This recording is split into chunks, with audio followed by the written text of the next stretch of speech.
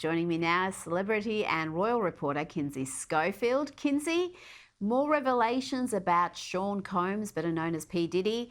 According to a report in Page 6, he once wanted Prince Harry and Prince William to join him on his wild parties while they were still young bucks and getting into a lot of trouble themselves.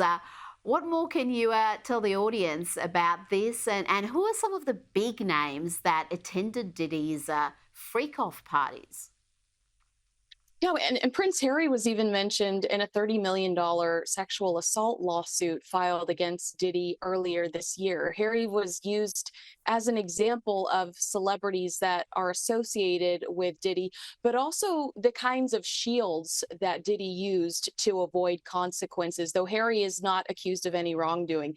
I don't know about the freak-offs, but Page 6 reports some of the big celebrities at these events were Paris Hilton, Kim Kardashian, Tommy Lee, Pam Anderson, Jay-Z, Beyonce, Mariah Carey. So a lot of people keeping their head down, not saying anything right now. And I noticed there's been a connection made with certain celebrities deleting their entire ex-Twitter histories in the last few days, and people are there's a bit of conjecture about whether that's at all connected with this business. What can you tell me about that? You know, that's Usher, and I do understand why people are asking questions about Usher, because Usher has spoken out about some of the vulgarity he saw while he was in Diddy's care.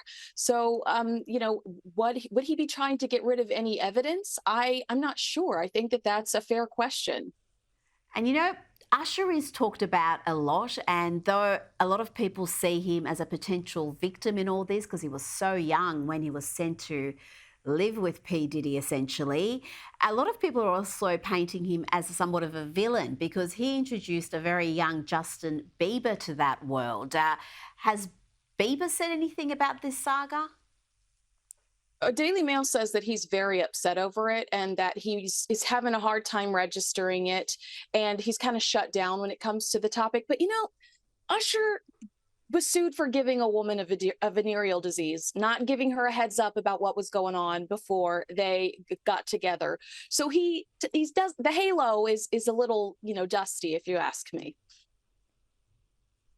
Now, we've also started to hear some defence lines from Diddy's lawyers. One of them claimed that the 1,000 bottles of baby oil and lube Homeland Security found when they raided his mansion were due to some sort of a Costco error, I don't know, some sort of a bulk buying error. Does his legal team have hopes of getting him out of jail? Is he any chance of getting bail whilst these cases are being put together? Well, first of all, I have to tell that attorney I hope he's getting paid a small fortune for the tap dance he did when asked about the baby oil, because that's ridiculous. I don't believe we're going to see Diddy get out of jail because they believe he is a danger to his victims. They believe that he would go after some of his victims and try to silence them. They're afraid that people on the outside will hurt people for him. So I think that they consider this man a very dangerous individual. And also, I would imagine with his wealth and his connections, he'd be somewhat of a flight risk. He's not going to go through a major airport. He's got all sorts of other means of travel. Now, let's talk about Meghan Markle. Her reputation has taken another dive after a US magazine published a puff piece where it said that, the truth is that she's good vibes only type of boss and loves to offer sweet gestures and acts of kindness. But then the Daily Beast published a piece in response. The headline is, "Former employees of demon boss Meghan Markle recall psycho moments." That is not a good headline. And it certainly doesn't sound like good vibes only, Kinsey.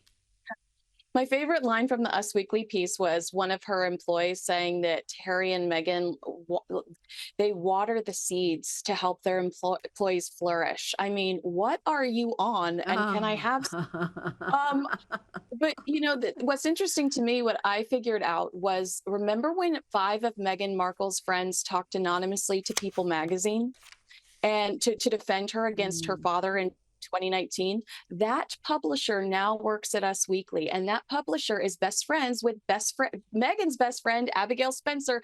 So the Us Weekly magazine article is just an exchange of hands. It is just friends helping friends, and they're trying to pull this off as like some big journalistic win, when the reality is Meghan's best friend called her best friend and they gave her a glossy write-up. That is not journalism. The Hollywood Reporter is a very credible source, and the Daily Beast sometimes is a very credible source, and I'm going to believe them over a tabloid rag that is friends with Meghan Markle any day. Now, rapper Macklemore's anti-American, anti-Israel tirade has seen his appearance at the Neon City Festival in Las Vegas cancelled. What's the latest on this, Kinsey? Because he's been active in this area for some time. He's been a bit of a political activist, particularly when it comes to this issue. Yeah, but has he ever been so dumb? I mean, the music festival did not disclose a specific reason why he won't be involved. But the announcement did come a few days after he screamed "Beep America" while on stage performing at a pro-Palestine benefit concert called Palestine Will Live Forever. He's unapologetic about this.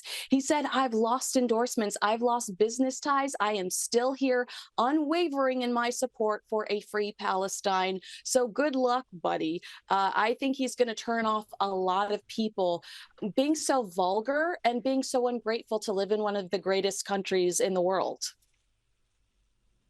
And also his whole rationale, the rant, I listened to the whole thing.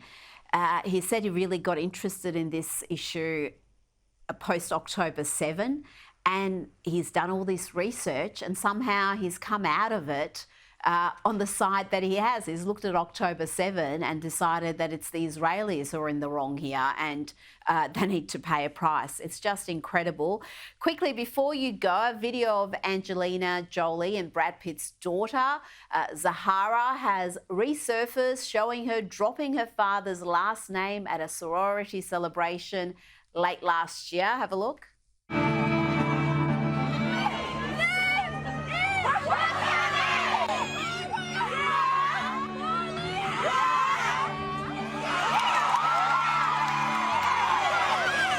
Yeah, so she famously dropped Pitt from her name. Is there any chance that these children and Brad Pitt are going to reconcile? It seems to be a really ugly split involving the children. I mean, this is called parental alienation. Angelina has definitely poisoned these children against their father. I don't doubt that Brad Pitt's children saw him at his worst, but that is clearly not the man that he is today. He is sober today. He's been sober for almost 7 years. And Angelina's dad, John Voight, said that these children need stability, and he's really hoping that this family can find peace. Kinsey Schofield, thanks for your time this evening.